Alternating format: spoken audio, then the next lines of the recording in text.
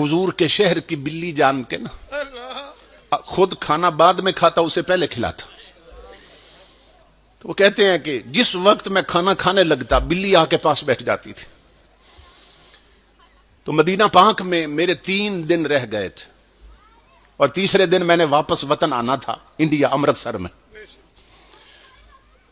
میں نے جب کھانا شروع کیا نا، کھانا کھولا، دسترخوان لگا، بلی آ کے بیٹھ گئی جیسے پہلے بیٹھتی تھی. میں نے نا روٹی کے ٹکڑے بنانے شروع کیے اور میں دل میں سوچنے لگا، دل میں، کہ یہ بلی میرے ساتھ مانوس ہو گئی ہے، گھل مل گئی میرے ساتھ، آ کے پاس بیٹھی رہتی ہے. تو لوگ مدینہ پاک سے نا تسبیح لے جاتے ہیں، عطر لے جاتے ہیں. تو میں حضور کے شہر کی نشانی بنا کے اس بلی کو ساتھ لے جاؤں گا، ہندوستان ساتھ لے جاؤں. کہتے ہیں میں نے دل میں یہ بات سوچی، اللہ کی عزت کی قسم بلی کھانا چھوڑ کے چلی گئی. وہ کتنے احمق ہیں جو کہتے ہیں نبی کو دیوار کے پیچھے کی خبر نہیں. اور مدینے کی بلیاں جانتی ہیں کسی کے دل میں کیا ہے.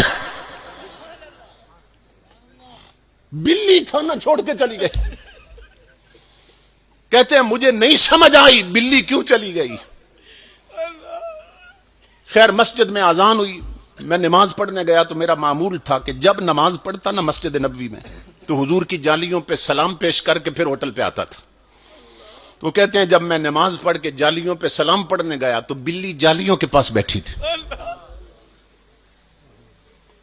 مجھے پھر بھی خیال نہیں آیا کہ یہ راز کیا ہے. کہتے ہیں ہوٹل پہ گیا، اگلی اذان ہوئی، پھر نماز پڑھنے گیا، عشاء کے وقت دیکھا تو بلی وہیں بیٹھی تھی. میرے دل میں یہ بات آئی کہ اس کا مطلب یہ ہے کہ یہ جو جالیاں ہیں نا بلی کا ٹھکانہ ہے، پکا ٹھکانہ یہ ہے. اور بھوک لگتی ہے تو پھر ہوٹلوں پہ چلی جاتی. تو چلو آخری سلام پیش کرنے آنا تو ہے حضور کی بارگاہ میں، تو میں حضور کے شہر کی بلی یہیں سے پکڑ کے نہ ساتھ لے جاؤں گا. تو کہتے ہیں مدینہ میں میری آخری رات تھی اور میں نے ٹوکرا یا پنجرا بھی خرید لیا تھا مدینہ پاک سے جس میں بلی کو ڈال کے میں نے لانا تھا. حاجی اسماعیل کہتے ہیں اللہ کی عزت کی قسم لوگوں، جب رات کو میں سو گیا میری قسمت جاگ گئی. میں نے خواب دیکھی تاجدار انبیاء تشریف لے آئے. امام الانبیاء نے مجھے آ کر فرمایا، میں قدموں پہ گرا.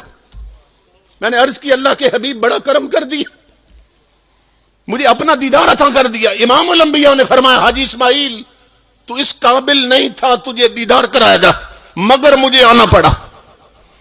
میں نے عرض کی آقا کیسے تشریف لائے؟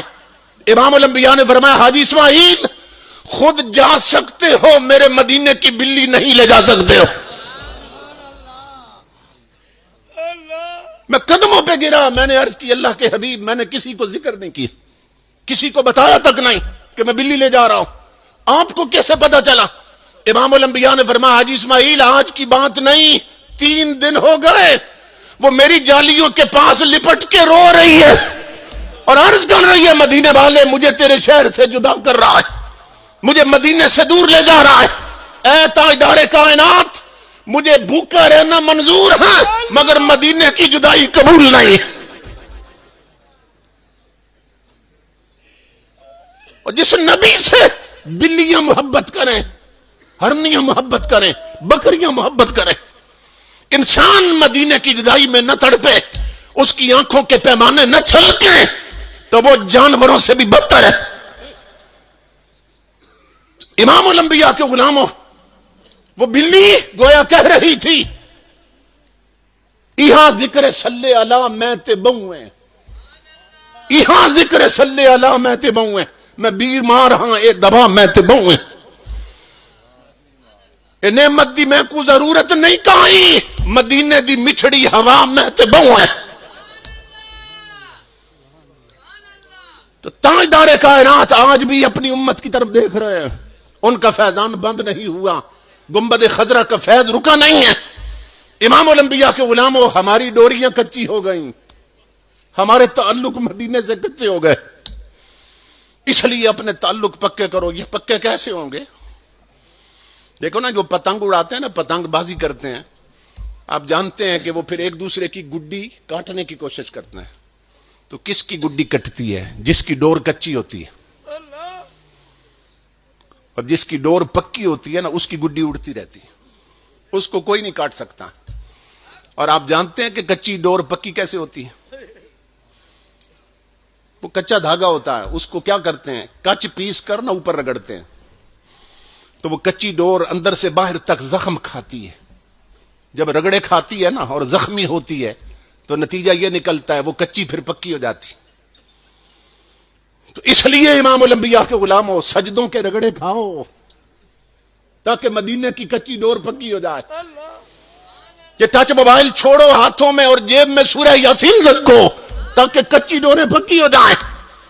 چلتے پھرتے مدینے والے پر درود و سلام پڑھا کرو تاکہ کچی ڈور پکی ہو جائے۔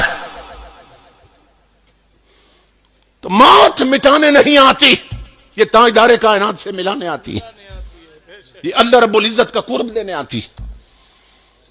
موت ان کے لیے مصیبت ہے جنہوں نے موت کی تیاری نہیں کی ہے، اور جو موت کی تیاری کرتے ہیں ان کا حال یہ ہوتا ہے کہ حضرت با یزید بستامی جب قبر میں گئے نا تو فرشتے آ گئے، کہنے لگے مر ربک، بتا تیرا رب کون ہے؟